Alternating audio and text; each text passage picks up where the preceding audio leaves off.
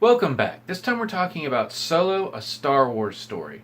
The 10th overall Star Wars film, the 4th of the Disney era, and the 2nd anthology film. Now this is a movie that has been facing two big issues in the lead up to its release. First is the well-publicized production problems behind the scene, namely the firing of its directors only weeks before principal filming was concluded, and Ron Howard was brought in to finish the film, and depending on which rumor you believe, he essentially reshot up to 80% of the movie.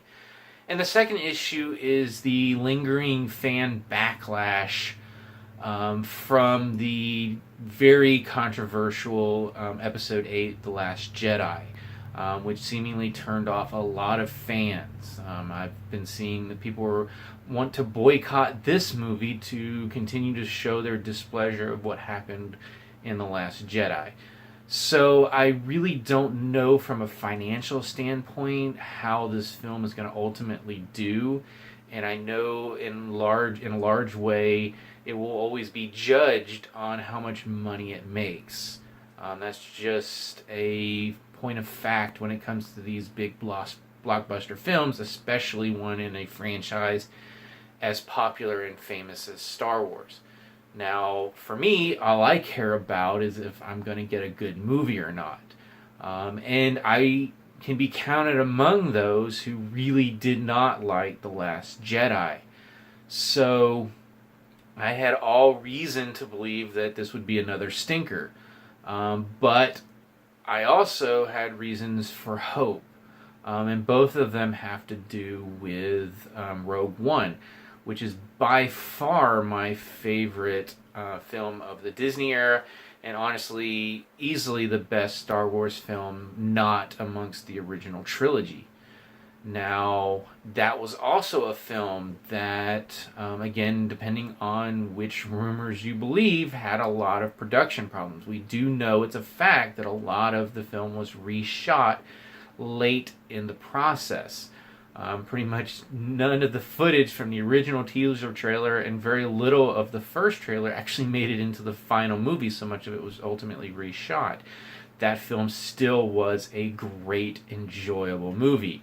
That was also the first anthology film that did not have the weight of being a saga film and had the ability and the flexibility to give us something a little different. In that case, it was a war film, a true war film. The hope with Solo is that we're going to be able to do that as well in a different direction, a smaller story, essentially a heist action adventure. And that is pretty much exactly what we get in this movie.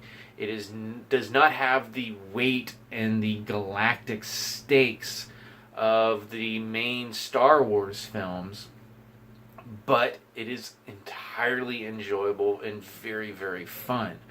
And frankly, I would not want a galactic stakes story in the early days of Han Solo. That doesn't fit the character that we meet at the beginning of the original Star Wars film. He was not the hero. He had it inside him to be that person, and he may have shown signs of that throughout his life, but he was the rogue. He was the smuggler. He was, despite what George Lucas might want us to believe, the guy who shot first in the cantina. That is a character who would not have galactic adventures early in his life. He would have roguish adventures. And like I said, that is exactly what we get in this movie. So essentially, Solo delivered exactly what I wanted out of this film. Now, I don't think it's going to be for every Star Wars fan. Again, if you're looking for that grand, large-scale Star Wars movie, and anything less than that is going to be a waste of your time, this might not be for you. This, again, is taking the franchise in a different direction, giving us something a little different, a smaller story, a more personal scale story. And I, again, think it delivered exactly that. And quite frankly, considering I'm pretty lukewarm on The Force Awakens, and downright disliked The Last Jedi, I'm all in favor of more films like this than the main saga movies that they're throwing at us that I have not enjoyed. As for the story of Solo, I really don't want to give away too much, but it's pretty much what you would expect from the trailers. The events of this movie take place roughly a decade or so prior to us meeting him in the cantina in Mos Eisley. He is a young man just kind of breaking out into the galaxy and ends up in this adventure, eventually finding his way into sort of the underworld of the galaxy. And on this adventure, he's going to meet people like Chewbacca and Lando Calrissian and a number of original characters. And overall, from a story perspective, I have very little in the way of complaints. A few nitpicks here or there, but this was a story, again, that was just the right scale. It's not a scale for everyone, I admit, but one that worked very well for me as far as the individual story beats. Again, there was very few missteps along the way. Of course, one of the biggest questions going into this movie was whether actor Alden Ehrenreich would be able to step into the shoes of one of the most iconic characters in all of film. And for me, again, I was very surprised with how quickly I just accepted him. Pretty much by the time the first scene was over, this was a young Han Solo. I totally bought it. Really had no issues accepting him as this character. And believe me, I was surprised. I knew that was going to be one of the big things going in, whether I was going to be able to disassociate Han Solo with this other actor. And again, it worked really well. I think part of that is because pretty much the last time I saw him chronologically in the order in which I watched the movies, and I watched all of them in order in the lead up to The Last Jedi, was seeing a much older Harrison Ford playing a much older Han Solo. So it wasn't as big a leap to see a different looking Han Solo in this film. But beyond just accepting him, I thought he had delivered a great performance as this cocky rogue just on the cusp of his smuggling days. Obviously, the other recast character is Donald Glover as a younger Lando Calrissian. And if it took half a scene for me to accept Alden as Han Solo, it took even less time to buy Donald Glover as Lando Calrissian. He embodies the character from the very first moment we see him all the way until the last.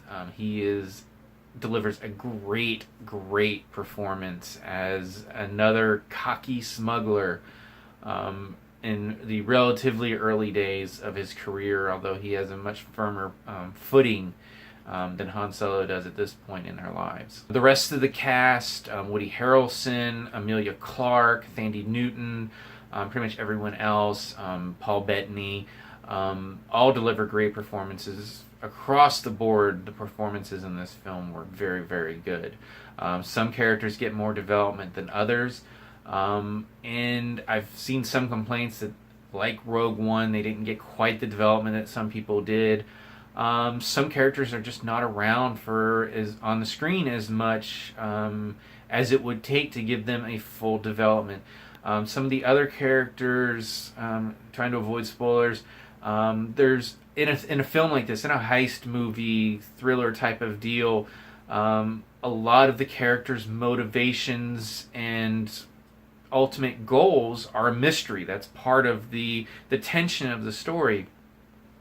And there's a number of characters in this movie whose allegiance is a question. So we can't dive too deeply into their character without revealing those allegiances. So I will not fault the film for not giving us as much development as we might have otherwise wanted.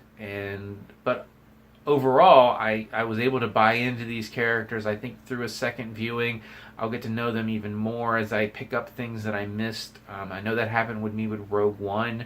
That was one where I sort of agreed a little bit at the beginning that, yeah, we could have had more character development, although there really wasn't a place within the story to fit that kind of, info dump, as I like to refer to it. And I personally, in most cases, would prefer a film avoid info dumps, even if it does cost a little bit of character development along the way, if there's not a natural way to fit that into the dialogue and the events of the movie. But my point is as I watched Rogue One more and more times, I found these smaller moments that are easy to overlook originally that filled in a lot of these gaps, so I did feel like I knew the characters a lot more after a few viewings than the original one. I assume I'll feel the same way this time. There is one scene, and I'm going to try to be very careful how I word this, that could be seen as a obvious setup for a potential sequel. And it may be a setup for a potential sequel. But it's also, if there is not a sequel to come, there is a character, and this scene kind of gives us a glimpse of that character's potential future. So if we never get another movie, we do get some idea of where this character may be going in the future. And if the film had ended without that, it would have felt like we were missing something. So I'm not going to be in the camp that was, that's an obvious setup for a sequel, this film's not standing on its own. I'm not going to be in that camp at all. I do think that, again, it's necessary to, as a part of the wrapping up of this story, these characters are not existing in this world for this finite amount of time. The ones that survive are going to live on and have other adventures in their life. And it's nice to know that, we know where Han Solo is going, we know where Lando is going, we know where Chewbacca is going. But for some of these other characters that are new, that we may never see again in a film, we may get a comic book or a book, but the casual Star Wars fan, this may be the only time they ever see this character. It's nice that they gave us a hint of at least, now I know in at least vague terms where this character is going. But I see that as something where I think people are going to complain about. Now, the actual substance of that scene, I wasn't a huge fan of. It has nothing to do with this movie. It just relates to a piece of Star Wars canon that, again, if you've only ever watched the movies, you're going to be confused about. I knew about it because I read a lot of ancillary material and watch content about the ancillary material that I haven't actually watched myself, like the cartoon series and the comic books. I've read some of the books. But it's a part of Star Wars canon that I don't really like. I've never actually seen that bit of canon, but I've read enough about it. And this references that. I'm like, it kind of took me out of the movie a little bit, but again, that has nothing to do with this film. It has to do with the overall Star Wars canon, just something I don't like in it.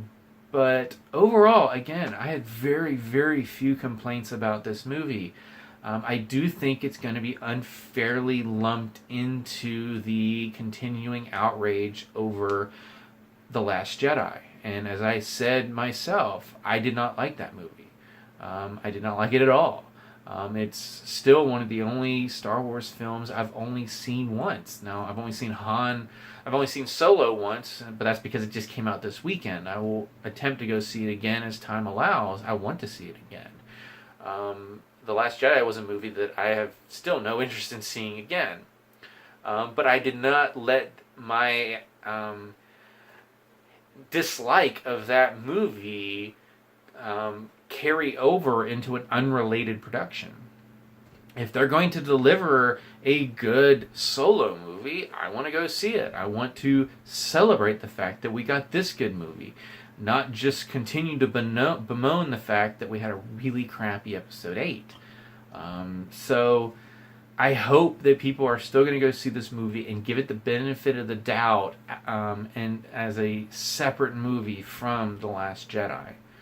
Because it definitely deserves that, because this was a quality, enjoyable movie Again, as long as you're able to accept that it's a smaller story than what we've typically gotten from a Star Wars film.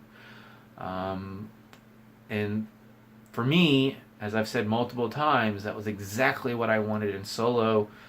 It's exactly what I've seen as the potential of these anthology movies, to give us something different.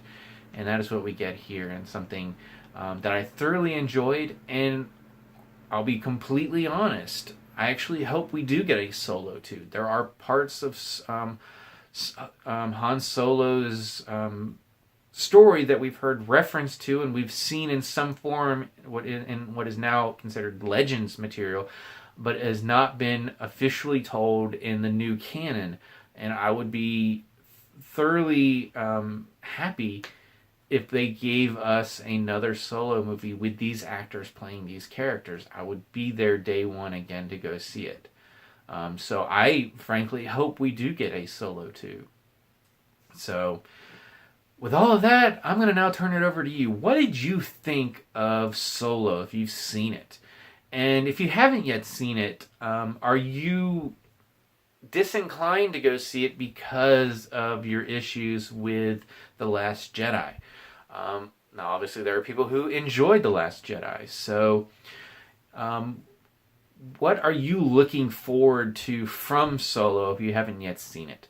As always, you can subscribe to my channel, check out some of my other TV and movie reviews, and until next time, I'll see you at the movies.